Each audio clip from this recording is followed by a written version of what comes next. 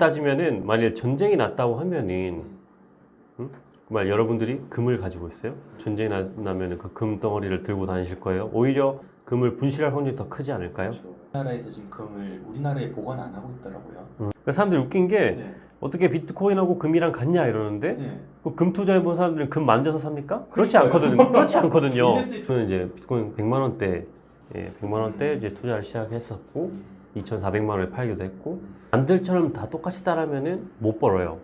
남들하고 반대로 투자를 해야 됩니다. 반대로. 안녕하세요 여러분. 지난 인터뷰 1탄에 이어서 이번에 또 다시 흔쾌히 인터뷰를 또 응해줘서 이렇게 또 촬영을 하게 되었습니다. 여러분들이 그동안 궁금해하셨던 부분 오늘 인터뷰를 통해서 어느 정도 해소가 되셨으면 좋겠고요. 한번 또 진행을 해보도록 하겠습니다. 지난번 인터뷰 때 나왔던 그 친구 맞습니다. 인사 한번 해주시죠. 네, 안녕하세요. 오랜만에 다시 뵙는 것 같은데, 이렇게 또 같은 자리에 나오게 되어서, 또 즐겁고 재밌는 시간 보내다 가겠습니다. 반갑습니다. 그럼 제가 다시 저쪽으로 넘어가서 인터뷰 한번 진행해 보도록 하겠습니다.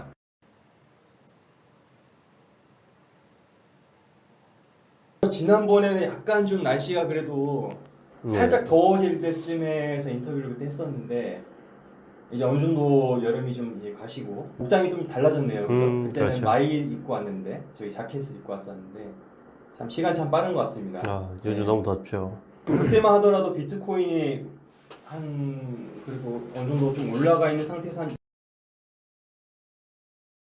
같은데 와 그때 촬영 이후에 많이들 놀라셨을 것 같아요. 그 전에 비하면 많이 오르긴 했네요. 또 오늘 기쁜 소식이 있었잖아요. 그냥 그렇죠. 바로 본론으로 들어갑시다. 네. 이제 벡트가 출시가 된다고 하다가 드디어 우리나라 시간은 오늘 새벽에 네. 드디어 날짜가 확정이 됐습니다. 자, 벡트 출시가 된다 했는데 약 지금 한 달 조금 더 남았죠. 9월 23일인데 그렇죠. 그럼 지금부터 9월 23일까지 해서 앞으로 비트코인의 암호화폐 시장이 어떻게 펼쳐질지 좀 개인적인 그런 좀 예상 그런 걸 한번 좀 공유해 주시면 좋을 것 같습니다. 네, 우선 이제 많은 분들이 또 벡트 이제 기다리신 분도 많았을 거라 생각되는데요. 일단 벡트 자체는 개인 투자자들보다는 이런 기관들, 대형을 거래하는 위주로 나온 거래소이고, 그리고 지금 현재 시장이 예전과는 많이 다르다고 저는 생각합니다. 예전 같은 경우에는 개미가 좀 주세였다면은 요즘은 더 기관 자본, 큰 자금으로 약간 좀 흘러가고 있는 추세고요. 그렇기 때문에 지금 현재 이제 벡트가 나왔다는 거는 좀 더 기관들이 좀 더 용이하게 자금을 이제 운용할 수 있다는 의미가 됩니다. 왜냐하면은 기관들은 공격적으로 거래소에서 매수를 못 해요. 왜냐하면 걔네들은 굴리는 금액이 뭐 그렇죠. 몇백억, 최소 몇백억, 몇천억을 굴리기 때문에 그냥 거래소에서 그냥 매수를 해버리면은 그냥 가격이 무너져 버립니다. 그래서 그 전에는 OTC 장외 거래를 했었죠. 그래서 기관들은 이제 서로 장외 거래를 통해서 보통 매수를 해왔었는데요. 근데 이제 벡트라는 거래소가 생겼으니까 좀 더 용이하게 큰 금액을 투자하면서 이제 기관들이 이제 자금을 운용할 수 있겠죠. 제가 좀 놀랬던 부분이 업비트 들어가니까 거래 호가창 보니 이 비트코인 아니, 세상에 1 비트코인도 이제는 없어요. 다 0. 몇 비트코인이란 건데 어쩌면 이제 거래소에 비트코인이 별로 없다는 얘기가 되는 건지 예전보다 많이 없어졌어요. 보니까 이게 다 어디로 간 건가 요즘 그런 생각이 들더라고요. 네. 글쎄요, 저도 뭐 어디로 갔는지는 모르겠으나, 일단은 예전에 비해서는 일단은 뭐 폭발적인 거래량은 좀 줄었긴도 했고요. 네. 그리고 이제 마찬가지로 보이지 않는 거래가 많아지기도 했고요. 거래소뿐만 아니라 다른 루트로도 거래를 많이 하기 때문에 그런 쪽으로도 많이 활성화가 됐고요. 그리고 또 큰 자본들이 이제 매수를 또 많이 하기도 했고요. 매집을 점점 더 하기도 했고요. 근데 좀 저는 좀 안타까운 게 우리 이제 일반적으로 투자하는 이런 개인 투자자분들이 1 비트코인도 가지고 있지 않은 분들이 너무 많다. 그렇죠. 지금 만약에 1 비트코인을 우리나라 국민들이 다 가졌다면은 비트코인은 다른 나라는 못 가지게 되는 거죠. 정말 희소하죠. 제가 예전에 통계를 본 적이 예. 있는데 1 비트코인을 가지고 있는 그 비율이 투자하는 사람들 중에서 진짜 거의 1%? 거의 1%도 안 됐던가 1%인가 하여튼 정말 적은 비율이었습니다. 그만큼 많은 분들이 알트 위주로 투자를 하고 있고 이제 거의 비트에는 집중을 하지 않는다고 하는데요. 지금 좀 흐름을 좀 잘 보셔야 된다고 저는 생각해요. 2017년, 2018년에는 좀 알트코인이 주로 이제 장을 이끌어가는 장이었다면은 현재는 지금 많이 판이 달라졌죠. 그렇죠. 지금 2019년 같은 경우에는 알트들은 전혀 지금 뭐 불장, 뭐 상승 그렇게 온 적이 없고 오히려 계속 떨어지고만 있어요. 오를 때 안 오르고 비트가 떨어질 때 같이 지금 추락하는 이런 패턴이 지금 계속해서 나오고 있죠. 나오고 있죠. 대신 이제 비트코인은 상승과 이제 조정을 계속 반복하면서 이제 점점 이제 우상향을 그리고 있고, 그리고 지금 비트 점유율이 거의 70% 거의 육박하죠. 도미노스가 그 정도까지 갔죠. 네. 진짜 80% 간다는 소리도 있는데 예측도 있는데 그거에 대해서는 또 어떻게 생각하시나요? 저는 그렇게 될 확률이 더 크다고 봅니다. 그럼 80%까지 가면 알트가 거의 전멸인데. 그렇죠. 이제 많은 이제 사람들이 알게 되는 거죠. 알트로 이제 점점 더 돈이 몰리지 않고 이제 지금 점점 더 비트코인으로 몰리고 있는 것 중 하나겠죠. 그리고 좀 알트코인들이 보여준 게 없었어요. 그러니까 뭐 아이시온이 뭐 자본 뭐 다 받아서는 뭐 이렇다 할 지금 뭐 성과라든지 뭐 이더리움조차도 지금 뭐 어떻게 우리에게 지금 뭐 다가오는 뭐 실생활에 쓸 수 있는 뭐 그런 걸 보여주도 못했고, 다른 알트코인은 뭐 많은 더 했죠. 그러니까 이제 투자자들도 이제 뭐 실망을 하고 이게 뭐 실생활에 있는지 하고 또 가격도 오르지도 않고 하니까 이제 많은 실망과 이런 이제 많이 이제 이탈하면서 점점 이제 가격은 이제 떨어지고 있는 상황이긴 합니다. 그렇네요. 그러면은 참 이제 메이저 알트가 그래도 그러니까 한편으로 이런 의견도 있었어요. 제가 이제 다른 분의 뭐 의견도 많이 보기 때문에 이런 의견에 대해서는 어떻게 생각하는지 궁금한데, 비트코인만 가지 않을 것이다. 이제 금융 세력들이 이 시장을 파이를 키우기 위해서는 비트코인뿐만 아니라 메이저 알트 정도까지는 어느 정도 안정성이 확보된 그런 알트까지는 같이 좀 끌고 가지 않을까. 지금은 알트가 좀 메이저 알트들이 좀 많은 퍼포먼스를 못 보이겠지만 그래도 추후에는 비트랑 같이 가지 않을까. 이런 의견들이 좀 많습니다. 이거에 대해서는 좀 어떻게 생각하시는지. 네, 일단 메이저 알트 예. 솔직히 그 잡알트는 모르겠고 메이저 알트도 솔직히 저도 잘 모르긴 하겠습니다. 예. 예전에는 이제 이더리움이나 비트코인 캐시, 리플, 이오스 뭐 이 큰 메이저 코인들도 이제 비트하고 잘 가기도 했고 비트하고 이제 우상향을 그릴 걸 예상을 했는데 지금 현재 차트를 그리는 거하고 추세를 보면은 이제 좀 따로 놀고 있다고 봐야죠. 비트 혼자 따로 놀고 있고 나머지 메이저 알트코인들도 뭐 다른 알트와 비슷하게 뭐 이렇게 뭐 힘을 보여주지 못하고 있는 상황입니다. 이런 상황 속에서 나중에라도 오를 수 있다. 글쎄요, 그건 저는 잘 모르겠어요. 올 수도 있긴 하겠죠. 불장이 오면 당연히 다 오르죠. 다 오르긴 하는데 그런데. 지금 현재로서는 이제 뭐 제가 뭐 불장을 언제 온다를 얘기해 드릴 수는 없으니까 모르니까 현재로서는 아직까지 그렇게 뭐 어떤 기대감을 이제 줄지는 잘 모르겠습니다. 그래도 아무래도 메이저이기 때문에 메이저 알테니까 분명히 그런 그쪽에 있는 뭐 세력들이라든지 자본들도 있고 많은 분들이 좀 또 많이 매수를 하는 상태이기 때문에 그래도 막 아직 죽지는 않았다고는 좀 보고 있고요. 아직 한 번은 몇 번은 좀 더 보여주지 않을까. 보여주지 않을까. 예, 그래도 메이저니까 보여줄 거라고 생각을 하고 있습니다. 이전에 저랑 이제 따로 얘기했을 때 그런 단어를 얘기했었는데 기회비용이라는 걸 얘기했었는데. 아, 그렇죠. 그렇죠. 그거와 좀 연관지어서 좀 말씀드릴 수 있을 것 같아요. 그러니까. 그렇죠. 그때도 기회비용 전 얘기를 드리면서 다른 알트코인을 투자하는 것보다 비트를 투자하고 있다 얘기를 드렸었는데요. 그때 마찬가지로 제가 그때 인터뷰 찍고 나서 알트 상승과 비트 상승을 보면은 확연하게 차이가 많이 났죠. 물론 그렇죠. 알트를 두고 있으면 뭐 잠깐 올 수도 있긴 하겠지만은 결론 지금 몇 달 시간을 지나봤을 때는 결국 투자 수익은 비트코인이 훨씬 더 높았다.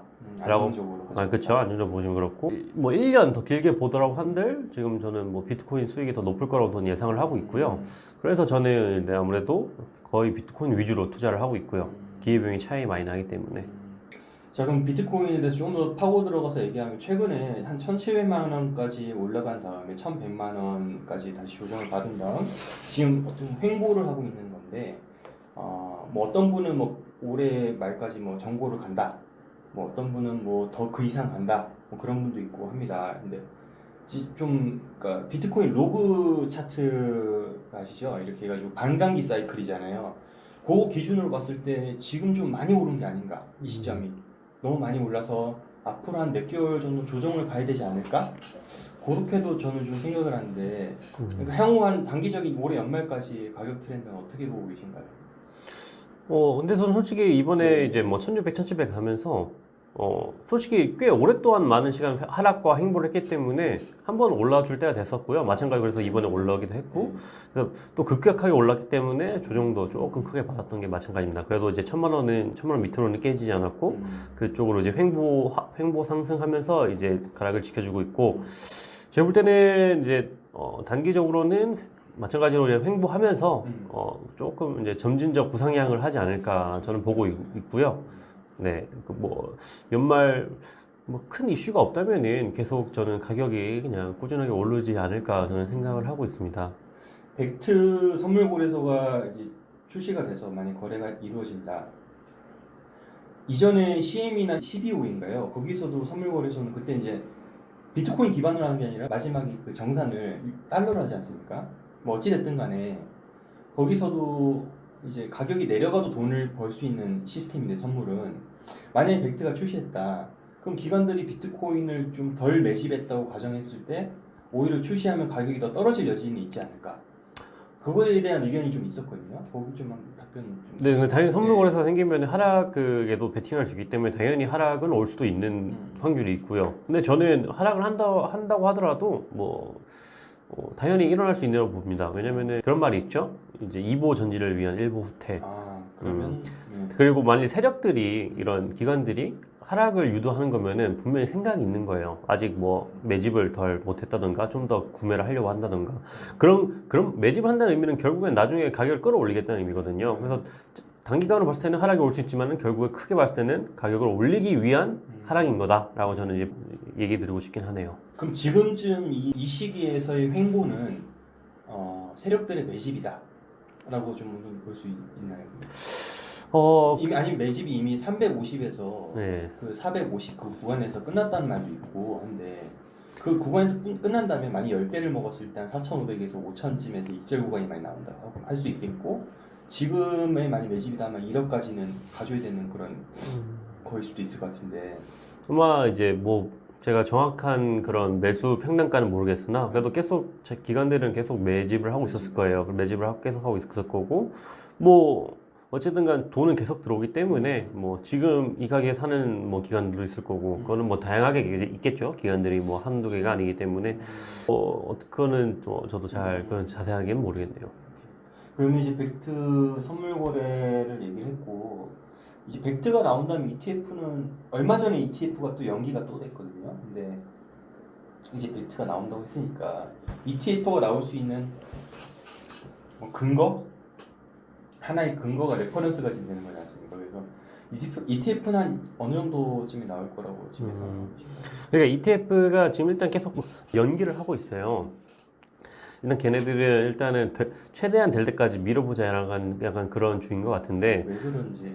근데 제가 볼 때는 그게 어느 시점에는 더 이상 미룰 수 없는 시점이 올 거예요. 그래서 ETF도 결국에는 승인을 하게 될 겁니다. 물론 그 정확한 시기는 모르겠으나 정말 빠르면 뭐 올해 연말이 되겠고 뭐 늦으면은 뭐 내년 정도가 되지 않을까 저는 이제 보고 있고요.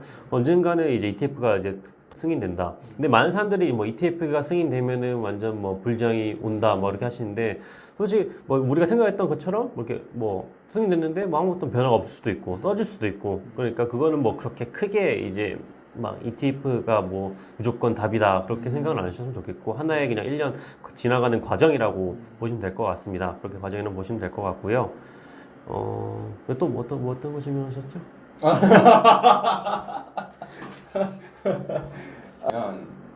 또 아까 제가 실시간 했을 때 어떤 구독자분이 이런 질문도 해주셨어요.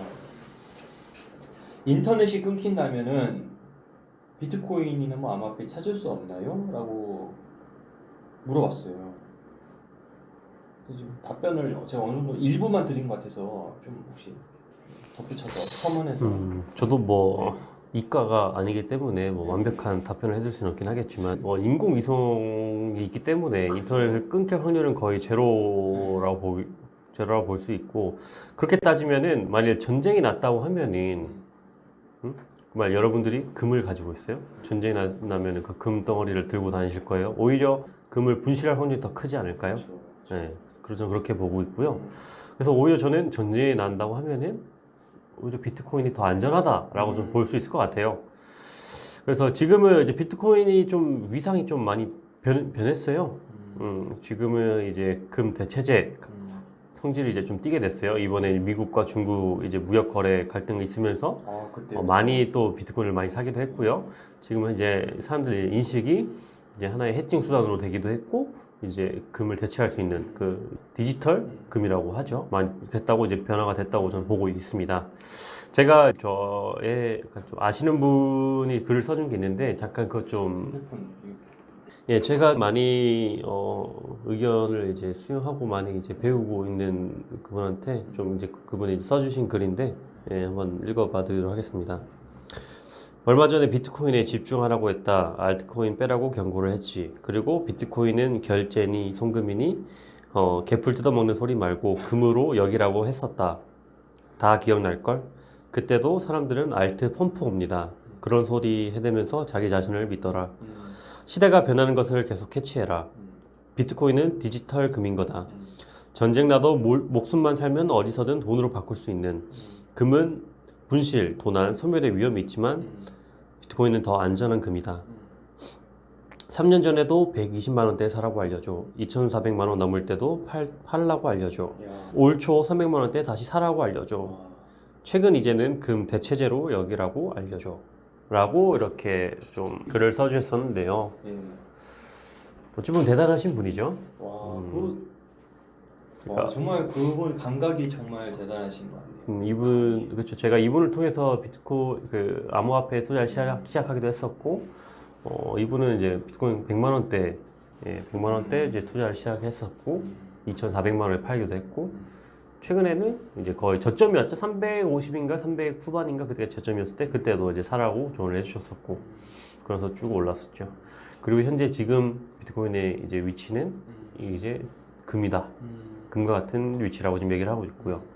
그래서 결론은 뭘까요? 금과 같은 위치라면 결국엔 꾸준히 사모아야 된다는 거예요. 꾸준하게 사모아야 된다는 겁니다. 그래서 저도 이제 계속 이제 꾸준하게 사모을 생각을 하고 있고요.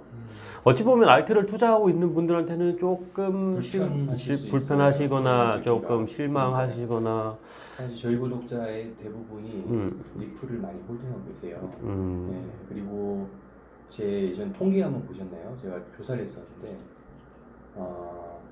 암호화폐에 지금 들어간 돈들이 상당히 많아요. 그러니까 한 500만 원, 그러니까 1000만 원 밑에는 별로 안 계시고 1000만 원에서 5천만 원 사이도 꽤 많고 2억 이상 투자하신 분들 꽤 많더라고요. 네, 그중에 이제 알트 포지션이 되게 많으신 것 같아요. 포지션이. 네, 그래서 상당히 이 인터뷰가 물론 이제 듣기 좋은 말을 해드릴 수도 있지만 이거는 참 이미 일어났던 거고 사실이고, 그래서 좀 불편하실 수도 있겠다 그런 생각이 좀 들게 되네요. 네. 근데 투자라는 게 정말 뭐 이게 쉽지가 않아요. 투자는 쉽지가 않고, 그러니까 저는 이제 그때도 말했다시피 이제 인간 지표가 이제 저는 좀 믿는 편인데, 이제 남들처럼 다 똑같이 따라면은 못 벌어요. 남들하고 반대로 투자를 해야 됩니다. 반대로. 네. 그러면 지금 비트로 많이 쏠리고 있는 상황인데 오히려 반대로 그럼 알트로 가야 되는 게 아닌가요? 비트로 많이 쏠리고 있지만 비트 투자하는 사람이 적잖아요. 제가 말하는 거는 어디에다 지금 사람들이 투자를 하고 있느냐. 많은 개미들은 다 거의 다 알트코인에 투자하고 있습니다. 생각은 그리 하고 있지만 실제 돈을 넣지 않았다. 비트에다가 투자하지 그렇죠. 않았다. 행동으로 보여줘야죠. 그렇죠. 그게 지금 안 되고 있는 거고. 많은 분들이 이제 알면서도 못 하고 있겠죠. 왜냐면은 많은 금액이 이제 알트코인에 들어가기도 했고 물려 있기도 하니까. 물려 있으니까 이게 지금 가면 손해를 본다는 느낌이 더 큰 거예요. 그래서 저는 좀 얘기 드리고 싶은 게, 만약 물려 계신다면은 일단은 그냥 가지고 두시고 어차피 나중에 불장이 오면은 그때 이제 파시면 되니까 그때 파셔도 되고, 아니면 여유 자금 있으면은 조금씩 비트코인을 사모으는 게 낫지 않을까라고 좀 조언을 좀 해드리고 싶습니다. 그러면 지금부터 한동안은 비트를 좀 어느 정도 매집할 수 있는 그런 기간이 좀 허락이 될까? 그 불안한 부분도 있을 것 같아요. 왜냐면 포모가 발생할 수도 있기 때문에. 그래서 저는 좀 안전한 투자법이라고 얘기를 드리고 싶으면은 그냥 뭐 큰 금액을 한 번에 사는 게 아니라 네. 그냥 뭐 월급이 들어오면은 그 일정 금액을 사고 그렇게 조금씩 사다 보면은 어느 정도 이제 많이 떨어졌을 때는 또 싸게 살 수 있는 거고 그러면서 어느 정도 평균치를 가지 않을까. 근데 만일 지금 한 1,300, 1,200만 원을 샀는데 또 마음이 아프잖아요. 그쵸. 그때 사고 싶어도 살 수 있는 돈이 없으니까 그렇죠. 그날 매수. 언제든지 투자는 분할 매수가 네. 정말 중요하다는 거 얘기 드리고 맞아요. 싶고. 맞아요.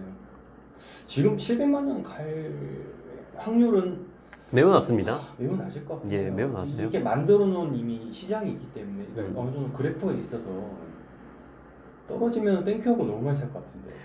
오히려 저는 솔직히 떨어지기를 바라기로 해서 떨어지기를 바라기도 하고 있어요. 왜냐면은 더 싸게 살 수 있으니까. 그러니까요. 다들 그 생각을 하기 때문에 그걸 기회를 안 줄 것 같다는 생각이 근데 막상 또 떨어지면은 못 사요. 못 삽니다. 일반 사람들은 못 사요. 망했다고 또 악재가 또 퍼질 거기 때문에 많은 못 사. 더 떨어질까봐 못 사고요. 맞아요.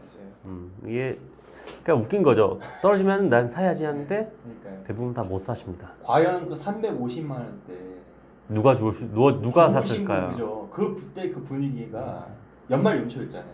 아무도 못 사요. 연초였잖아요. 웬만한 사람들은 못 삽니다. 네, 그 가격대. 연말에 돈 다 쓰고 난 다음인데 또 돈 많이 나갈 때인데 그때는 아마 별로 없으실 것 같아요. 그죠? 맞아요. 네. 그렇죠. 아, 제가 좀 하나 좀 또 생각나는 게 있는데 우리나라에서 지금 금을 우리나라에 보관 안 하고 있더라고요.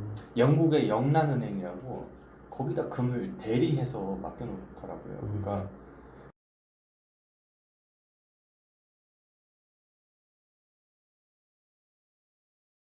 결국에는 우리나라에 가지고 있는 거는 금을 맡겼다는 그 증서잖아요. 그렇죠. 그러니까 실제 우리 손에 지금 금이 없는 거잖아요. 맞아요. 저도 그러니까 이게 비트코인하고 다를 게 뭐가 있냐. 맞아요. 그러니까 사람들이 이제 그럼 공격하는 그 금고 게 안에 금이 있다는 보장을 또 어떻게 할 거냐. 영란은행에서 그냥 있다 그냥 끝인데 금고를 안 열어줄 거 아니에요.